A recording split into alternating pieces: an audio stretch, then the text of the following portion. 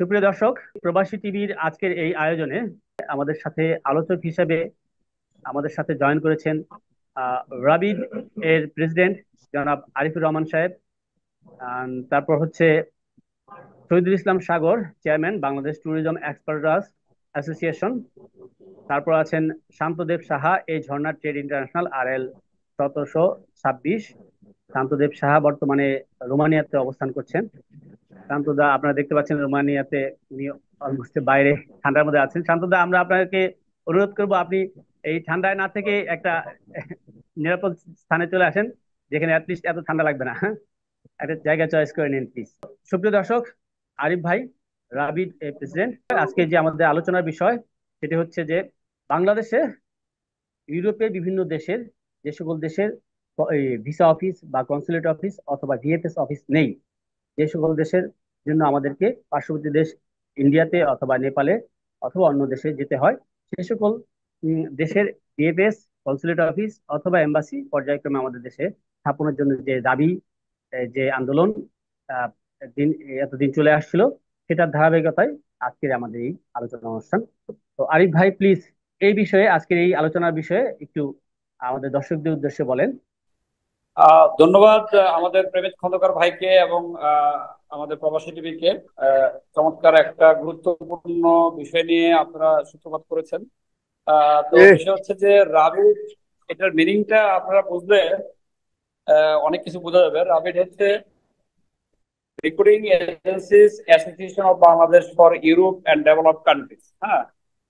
তো আমাদের আসলে এটা জানা যে ইউরোপে আপনার, যার ফলে কর্মক্ষম যে মানুষ, ইয়াং জেনারেশন, এই ধরনের কাজ করার লোকের ব্যাপক ঘাটতি। আর পাশাপাশি বাংলাদেশেও আপনার মানে একটা বিশাল সংখ্যার লোকজন আপনার অনেক শিক্ষিত হয়েছে, শিক্ষার হার বেড়ে গেছে এবং আর্থিক সক্ষমতা তৈরি হয়েছে। তো ওনারা আর মিডল ইস্টে যেতে চায় না, তারা এখন ইউরোপ এবং উন্নত বিশ্বে যেতে চায়। তো সেই জায়গা থেকে গত 2 3 4 বছর ধরে ইউরোপের এই ব্যাপক শ্রমবাজার। আমি আমরা যেটা খেয়াল করলাম, এটার প্রধান একটা সমস্যা হচ্ছে কি, যে এই এম্বাসি গুলো বাংলাদেশে নাই। ইউরোপ এবং উন্নত বিশ্বের এম্বাসি গুলো পাশের যে দেশ, ভারত, তারপর হচ্ছে যে আপনার নেপাল, ফিলিপাইন, শ্রীলঙ্কা, এইসব দেশে যেতে হয় ভিসার জন্য। তো আমরা শুরু থেকেই এই এম্বাসি গুলো বাংলাদেশে যেন চালু করা যায়, বা অন্তত যে ভিসা কনসুলেট গুলো চালু করা যায়, বিএফএস কে সক্রিয় করা যায়, এই ব্যাপারে আমরা ধারাবাহিকভাবে প্রায় 2.5 বছর ধরে কাজ করে যাচ্ছি রাবিটের পক্ষ থেকে। তার পাশাপাশি আরেকটা বড় বিষয় হচ্ছে যে দক্ষ কর্মীর জন্য তারা আপনারা বিশেষ করে ফিলিপাইন, শ্রীলঙ্কা, ভারত, নেপালে চলে যাচ্ছে। তাহলে বাংলাদেশের লোকজনকে দক্ষ করে বাইরে পাঠাতে হবে। এর জন্য রাবিট, আমরা কিন্তু rabbit technical training and language centre গড়ে তুলছি, যেখানে ধারাবাহিকভাবে আমাদের কাজ হচ্ছে। এবং আমরা যে কোনো একটা কাজে তাদেরকে দক্ষ করতে চাই এবং সে দেশের ভাষায় এবং কালচারে দক্ষ করতে চাই। তো এই কাজটা আমরা রাবিটের পক্ষ থেকে করে যাচ্ছি।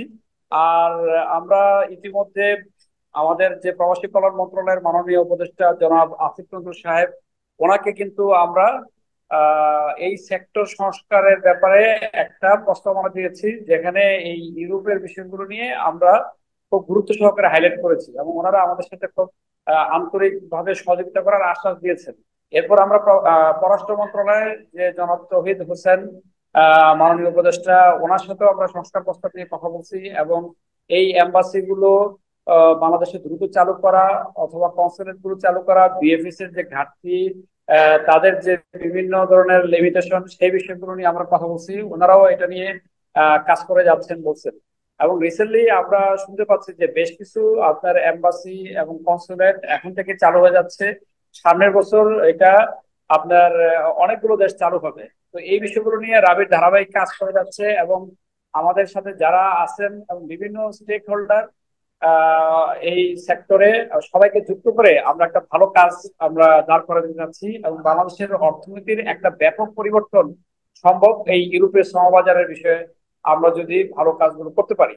এবং বর্তমান গভর্নমেন্ট, ডক্টর ইউনূস সাহেবের গভর্নমেন্ট এই বিষয়ে সক্রিয় এবং উনি এই বিষয়গুলো বুঝে এবং ক্যাপাবল।